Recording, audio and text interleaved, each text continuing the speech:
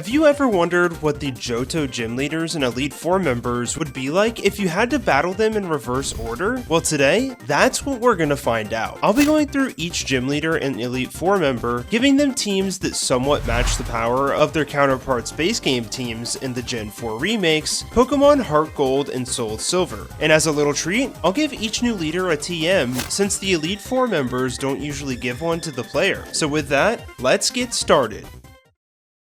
So here in Johto, the player starts their journey in New Barktown, grabbing their starter from Professor Elm and eventually reaching Violet City, the home of the first gym leader, who is usually Faulkner with his father's bird Pokemon, but in this version of the game, Lance has decided to take an even further step down from the Kanto League in reverse video, now going from champion all the way down to the first gym leader, and he has finally realized that there is more to Pokemon than all-out attacking in battle, and has chosen to reside in Violet City to research the ruins of Alph nearby to get a larger perspective of the world and history of Pokemon. And with Kingdra being the only new Dragon-type Pokemon being introduced in Johto before the post-game, he really doesn't have a lot of choices in terms of representation. I thought about devolving some of his team members, like Charizard into Charmander, or somehow throwing Aerodactyl into the mix, but Charmander doesn't seem fair for anyone picking Chikorita, even though the base game isn't really kind to it in the first place. And Aerodactyl is just way too strong for this point in the game, sitting at a whopping 515 BST. Heck, I even considered putting a Magikarp of all things on the squad, with a fully kitted out moveset of Splash, Tackle, and Flail, those being the only moves that it has access to in its learn set. But like, come on, that is so like nothing. So I've opted to keep things simple, as Lance will send out a Dratini at level 9 with Shed Skin and the moves Wrap, Leer, Thunder Wave, and Twister. With Twister usually only being learnt at level 11, I think it's fine to include here, especially with Dratini having a higher attack than special attack stat. And once the Dratini goes down, that just leaves Lance's ace, another Dratini, this time at level 13 with Shed Skin and the moves Wrap,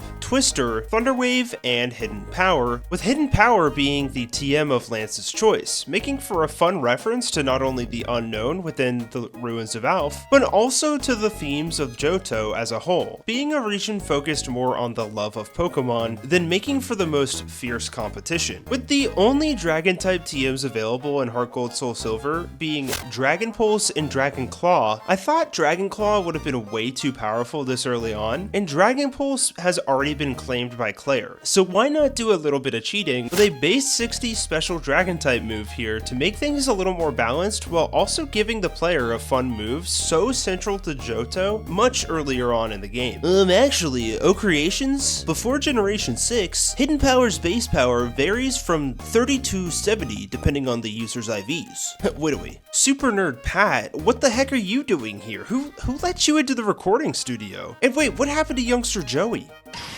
Polygon, what do we use teleport? Yeah, I don't think that thing gets that move.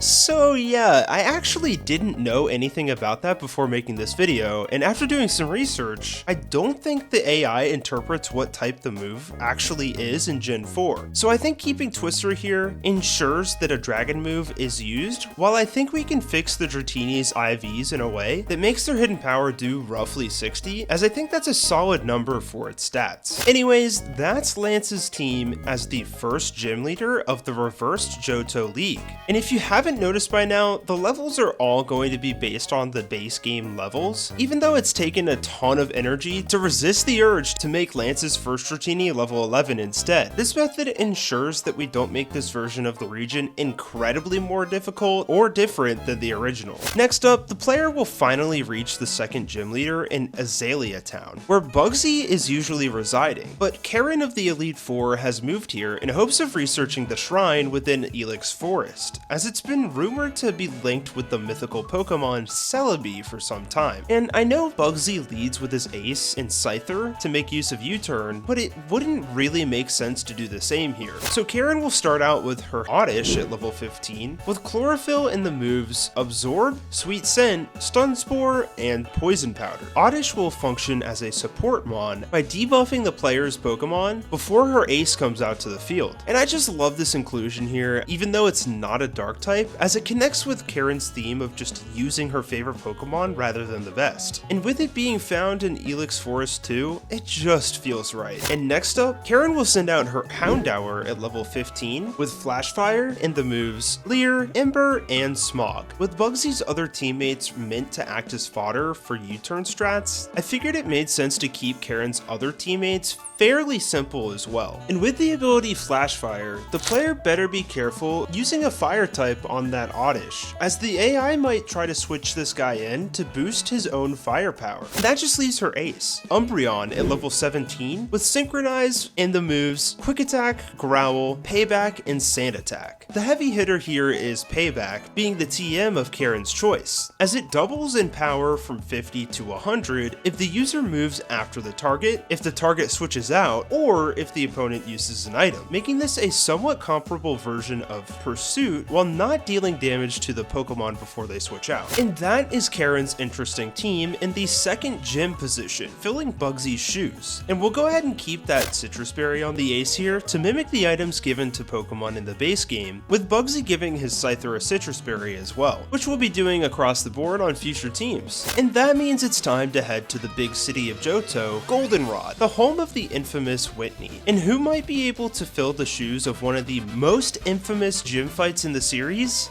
That's right, you if you subscribe to the channel. I'm just kidding. It's none other than Bruno and his team of macho men. And after being reversed to Celadon City and Kanto, Bruno has recently picked up gambling at the local casino. So here in Johto, the only city he would let the league place him was here in Goldenrod in hopes of finally winning it big at the casino. Cause you know what they say about gambling, 99% of the people stop just before winning big. So with about 10 maxed out credit cards in hand, Bruno will send out his first Pokemon in a Machop at level 17 with Guts and the moves Karate Chop, Rock Tomb for great coverage, Bulk Up, and Leer. And this guy makes for a great reference too, being a very common counter to Whitney's team, as it's found as an in-game trade on the 5th floor of the department store. And next up is Bruno's Ace, a Hitmontop at level 19 with Technician and the moves Rolling Kick, Revenge, Bulk Up, and Pursuit, with Bulk Up being the TM of choice for Bruno once again. This set is a little all over the place, with each attacking move providing a secondary benefit, with Rolling Kick giving a callback to Whitney's Stomp flinches, Revenge doing double damage if the opponent decides to attack it, and Pursuit doing double damage if the opponent switches out. So this fight really just comes down to trying to outplay the AI on what it might do, and not to mention some more great coverage in Pursuit, especially with the player getting access to Drowsy and Abra right before this gym. Yeah, I know Tyrogue technically doesn't evolve until level 20, but I thought this mod would be too good to pass up here, as it actually provides a fun challenge at this low of a level, and that is Bruno's new team in the 3rd gym slot. And even though I think Hitmontop could really use a Citrus Berry to give it more time on the field, I think a Lumberry could also work as well, preventing the player from nerfing it further and matching up to Whitney's Miltank. And with that, the player continues to Ecruteak City, home to a lot of lore in these games, and the usual 4th gym leader, Morty. But here, after getting kicked to the Elite Four in the reverse Kanto video, Koga has decided to return to his roots as a mid-game gym leader. But Morty didn't leave without a fight, as he's been researching the legendary trio in the Burn Tower. So Koga had to resort to his ninja skills to take control of the gym and kick Morty out. And we'll see what the league did to him about that later. Koga's team will be taking inspiration mostly from his Elite Four team in this game, as he starts out with an Ariados at level 21, with Swarm and the moves Shadow Sneak, Bug Bite, Toxic, and Scary Face, with both Shadow Sneak and Bug Bite acting as great coverage to any potential Psychic types challengers might bring to the fight. I know Bug Bite is taught via Move Read Learner, but without it, Ariados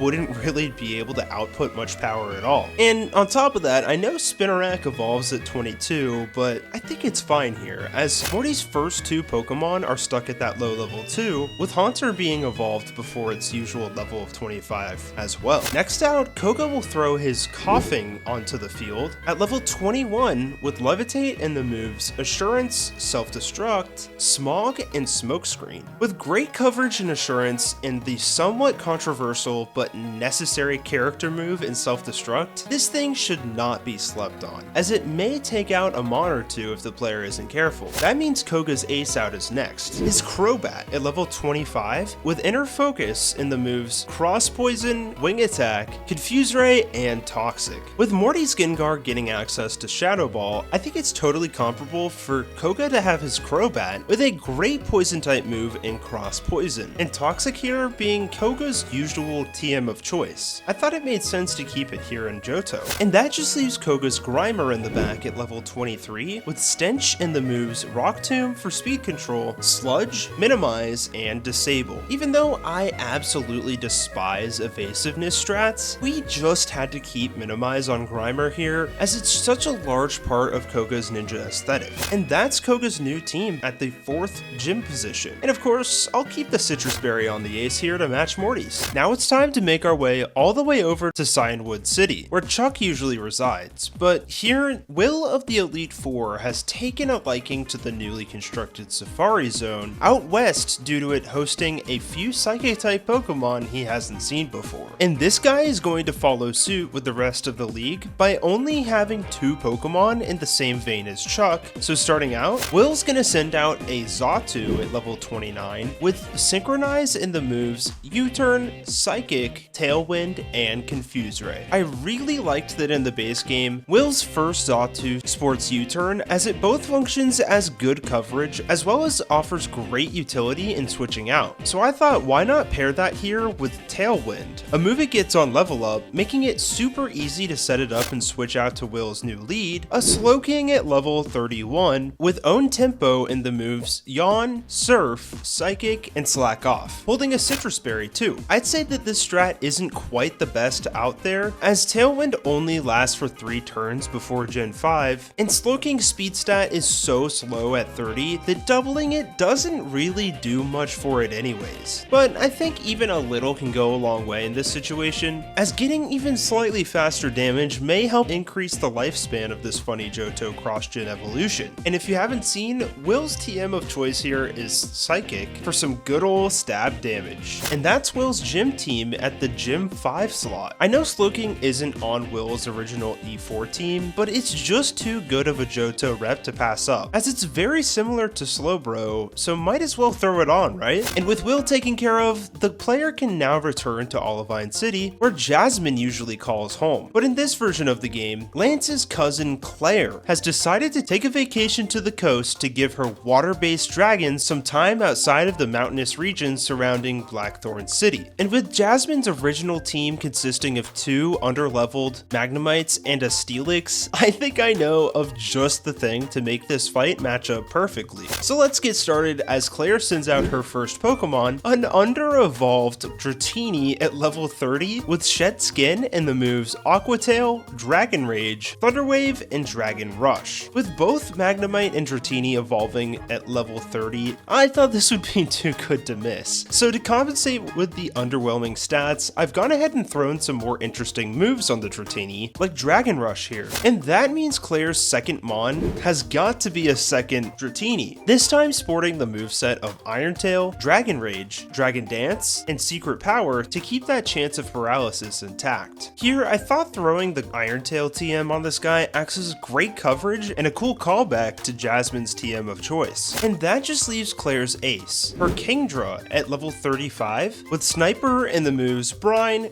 Yawn, Smokescreen, and Dragon Pulse. And of course holding a Citrus Berry. Alright everyone, get your Chesto Berries out from the Shard to Berry Juggler in Violet City, because with Kingdra being quite a few levels below where it was before, and still sporting that Dragon Pulse TM, the player's gonna have to fight tooth and nail to get around it. I know it does seem like a lot for this point in the game, but there really isn't another TM that would work much better, with the only other option being Dragon Dragon Claw, a move not learned by Kingdra. So I'm hoping that the somewhat weak Dratini will help even out the fight a bit, since in the base game, her other Pokemon aren't simply fodder in some cases. And now it's time to fight yet another poor old geezer who doesn't get to switch with anyone, much like Blaine in Kanto, who I still gave a buff to, and here I'm thinking we'll do the same thing for Price, especially as his ace, Piloswine, is below the level cap of Jasmine's Steelix. So we'll go ahead and throw a Sneasel on there to spice up the variety over Seal and bring Piloswine up to a Mamoswine and call it a day. Meaning we can now move to Blackthorn City, the home of Claire, but Jasmine has recently moved to the mountains after learning that living in a city surrounded by water makes her Steelix frantically nervous. And while there is a bit of a pond up here, it's nothing to her Steelix, as Dark Cave is just around the corner, its new favorite place to train. And with Steel type being introduced in Johto for the first time, what better of a type to have as your 8th gym of the league?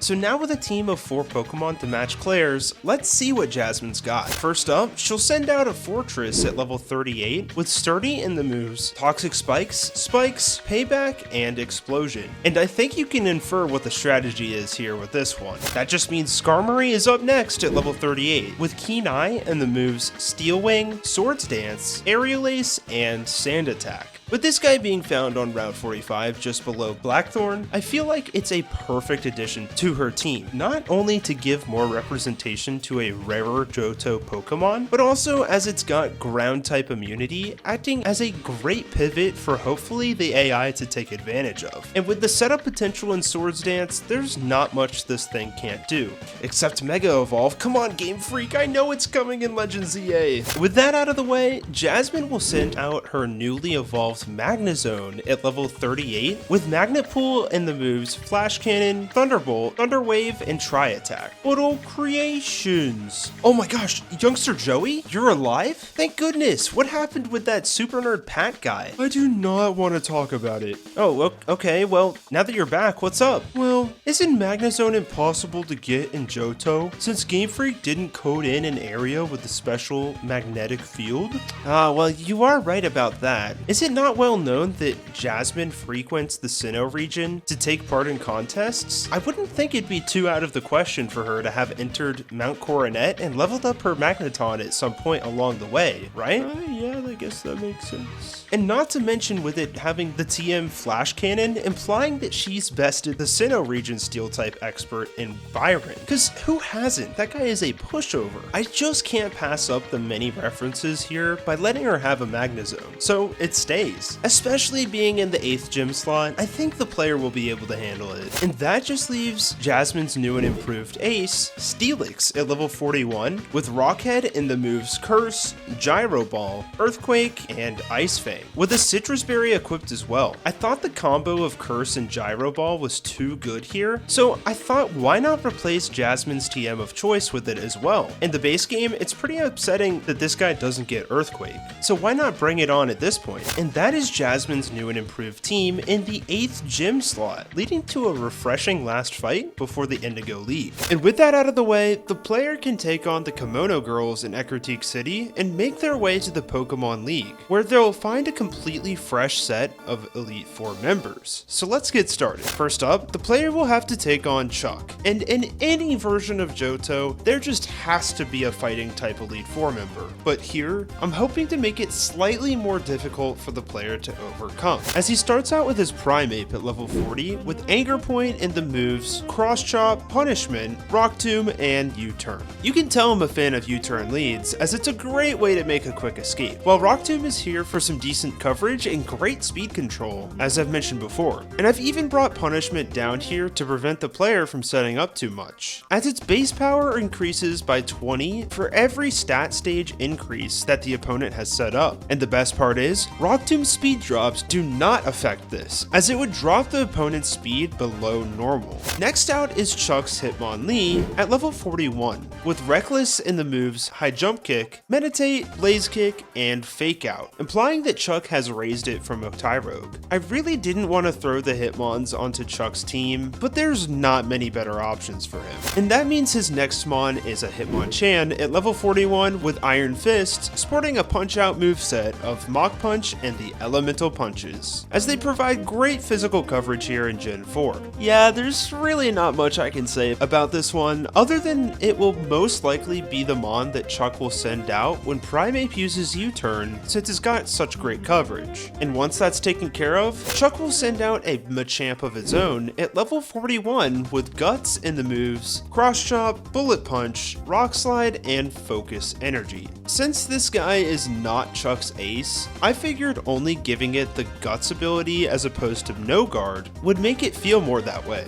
But don't throw it to the side yet, as Focus Energy could provide some great crit potential, alongside a priority move in Bullet Punch to keep the opponent at bay. And now Chuck will finally send out his ace in the hole, Poliwrath at level 42, with Water Absorb and the moves Hypnosis, Ice Punch, Waterfall, and Brick Break, sporting a Citrus Berry as well. Now standing in the Indigo League, this guy profits a lot off of the HM Waterfall, alongside great coverage in Ice Punch, a move only learned via Move Tutor, but it's just too good to pass up here, with the rest of Chuck's team being pretty by the books. And there you have it, Chuck's Elite Four team. And now that means it's time to move on to the second Elite Four member in Morty. And this guy is a frustrating case to tackle, only having a single line in the base game of HGSS. And his squad and other iterations don't have much to take from, mostly being ghost types from future games or character picks that seem a little flimsy to me, and the likes of Ariados, Girafarig, and Noctowl. And hey, he's even got a Marowak as a reference to the Pokemon Tower, but I think that reference works a lot better with Agatha, as she's a native to Kanto. So here, we're gonna have to get a little creative, so bear with me. First up, Morty will send out Gengar at level 40 with Levitate and the moves Sucker Punch, Shadow Ball, Confuse Ray, and Curse. I wanted to make Morty's Gengar and Haunter movesets live on through this fight a bit, so I thought this Gengar could sport Sucker Punch right out of the gate to provide some great utility, as well as Confuse Ray and Curse to keep the player on their toes. Next up, we have Morty's Stantler at level 41 with Intimidate in the moves Stomp, Zen Headbutt, Light Screen, and Shadow Ball, as well as holding a Light Clay to boost the amount of turns that Light Screen is up. And this is here to reflect Muck's Black Sludge on Koga's team in the base game. I've always said that this guy works pretty well on Morty's team, as he's got a super mystical side to it, especially with the introduction of Weirdeer in Legends Arceus. And with access to Light Screen to keep the team alive longer, I really think this guy will work wonders to diversify Morty's team. Next up is Morty's next mon in Mismagius at level 43 with Levitate and the moves Magical Leaf, Shadow Ball, Confuse Ray, and Power Gem. Mismagius is another mon that works well here, as it's a cross-gen evo of a Gen 2 ghost Pokemon in Misdreavus that Morty for some reason neglects. And with access to some decent coverage in Magical Leaf and Power Gem, I think it's gonna do just fine. That then brings in Morty's penultimate member in Magmortar at level 42 with Flame Body and the moves Flamethrower, Psychic, Smokescreen, and Will-O-Wisp. Now hold on, I know this feels like a weird pick, but Morty always talks about being in the Burnt Tower, trying to find out more information about those legendary dogs. So why not give him a Pokemon kind of synonymous with the tower, in the Magmar line? And with that spooky Will-O-Wisp, this guy surely passes the vibe check. And that just leaves Morty's ace, a second Gengar at level 44 with Levitate in the moves Shadow Ball, Sludge Bomb, Focus Blast, and Hypnosis, as well as a Citrus Berry. I know, I put Focus Miss on there, but come on. If it does manage to connect, it's fantastic coverage on a ghost type team. And that is Morty's new team, sitting at the second Elite Four spot. With some character picks in there to provide for more diversity, I think we did a great job of conveying how Morty would handle expanding and improving his team if the Pokemon League truly did ask him to leave Ecruteak. So we now must move on to the third Elite Four member of this reversed region, where Whitney finally makes an appearance. And nobody was surprised that the Pokemon League gave her a promotion, being the most notorious gym fight of the region, arguably. But will her Miltank be as big of a threat as she is in the early game? Let's find out. Whitney enters the battle in breakneck speed, with an Ambipom at level 42, with Technician in the moves Fake Out, Baton Pass, Substitute, and Agility. This guy's job is to throw out a Technician boosted Fake Out and get a sub or agility up before baton passing to a more threatening team member. And one of those members might be a Dodrio at level 42 with Early Bird in the moves Pursuit, Roost for Recovery, and a maxed out return to deal massive stab damage. Dodrio does seem like an odd pick for Whitney, as she's a big fan of cute Pokemon, but she was in some dire need for that flying type, and I thought who better than the often overlooked Dodrio. That leads to Whitney's next Mon in her Clefable at level 42 with Magic Guard in the moves Shadow Ball, Moonlight, Charm, and Thunder Wave. I've opted for Moonlight over Wish here since Wish is only learned via breeding, and it feels more like a move that the AI would not be able to use properly whatsoever. So I'd rather be able to consistently get healing out on Clefable instead here, as it acts as a great support Mon with Charm and Thunder Wave. Next up, we cut to Girafarig at level 43 with Inner Focus in the moves Psychic,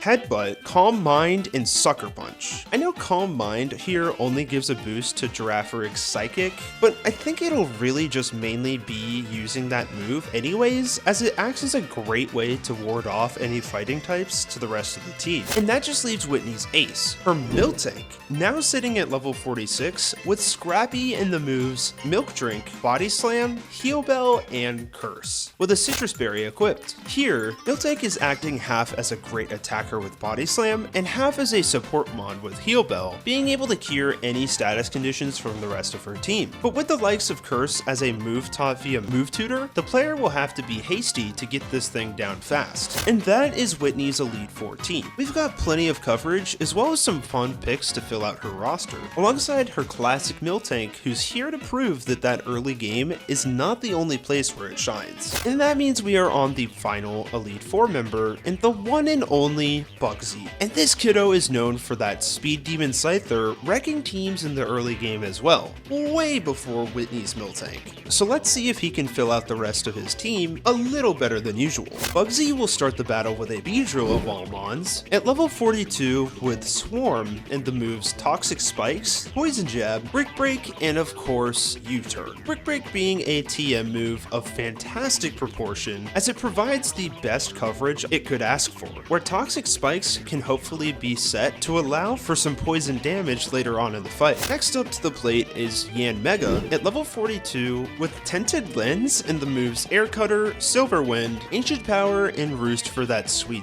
recovery. With both Air Slash and Bug Buzz being learned at a lot higher of a level, I've opted to slap the Move Tutor move Air Cutter and the Silver Wind TM on to try my best to make up for it. Then it's time for one of Bugsy's best Mons in Heracross at level 45 with Guts in the moves Close Combat, Aerial Ace, Megahorn, and Rock Tomb. With the only user of Close Combat in this league, I think this guy may become a bit of a problem, especially with the inclusion of a rock type move to counter those pesky birds that seem to always give it problems. And following that up is Bugsy's Shuckle at level 44 with Gluttony in the moves Toxic, Rest, Protect, and Rollout. If the opponent isn't poisoned by this point, it certainly will be now. And don't think you'll be able to stall this thing out, as it could very easily set up a rollout that causes more than just a 16th of health on that shocking 10 base attack. So that just leaves Bugsy's ace, Scizor, at level 47 with Technician in the moves X-Scissor, Bullet Punch, Swords Dance, and Pursuit with a Citrus Berry in a pocket somewhere on that outer shell. I thought about throwing Bug Bite on there instead of X-Scissor, as it would be able to take advantage of that Technician boost, but I don't want to add too many moves only learned via Move Tuner on these teams, as it leads to a bit of a difficulty difference between this and the base game. And with Technician boosted Bullet Punch and Pursuit, I think this guy is going to still feel pretty powerful. So that is Bugsy's final Elite 4 team. Gen 4 is sort of the beginning of the comeback story that is the bug typing. So I hope this team highlights that a bit with all of the different dual types we have here.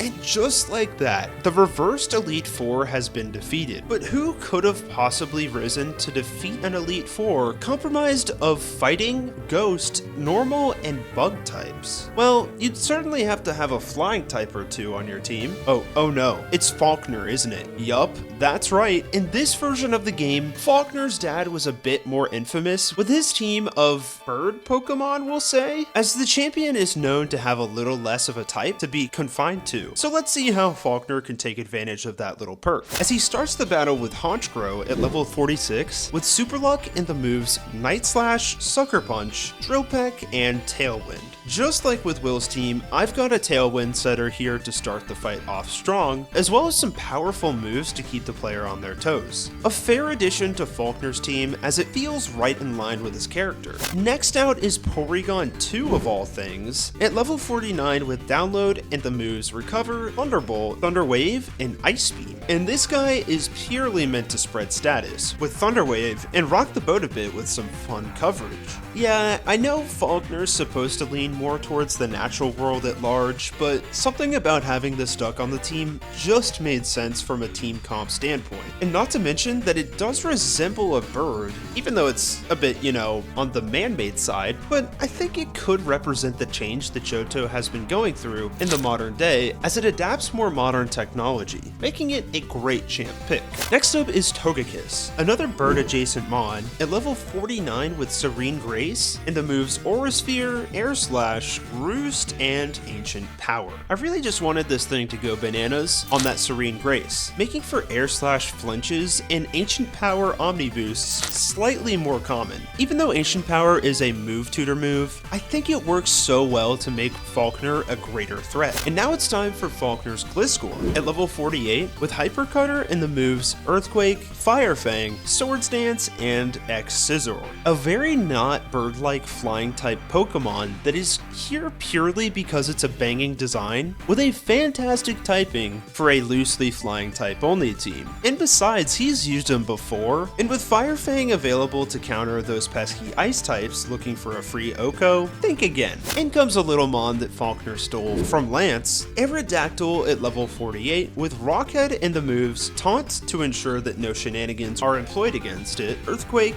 Rock Slide, and Double Edge to take advantage of its ability. I think this is a pretty self-explanatory addition that does shy away from the typical bird archetype that Faulkner goes for, but I think it's necessary to keep this team as menacing as it is. And last, but honestly maybe least, Faulkner will send out his Pidgeot at level 50 with Tangled Feet in the moves Brave Bird, Return, Roost, and Feather Dance, and of course a final Citrus Berry. For it being the ace of the champion, I just had to include the breed-only move Brave Bird to get the most out of it, as it's not really the best bird out there. But come on, it's iconic to Faulkner, it simply cannot be taken off the team. So there you have it, Faulkner's team as the champion of the reverse Johto region. But before you go, I want to know, how did you think I did with these teams? Would you have done anything different? Let me know in the comments below. And if you like what you saw, feel free to leave a like and subscribe, as it really does help me out a ton. Thank you all so much for watching, and an extra special thanks to my channel members. You guys are always the best. Anyways, that's all I have for you today. I've been O Creations, and I'll see you all in the next one. Bye!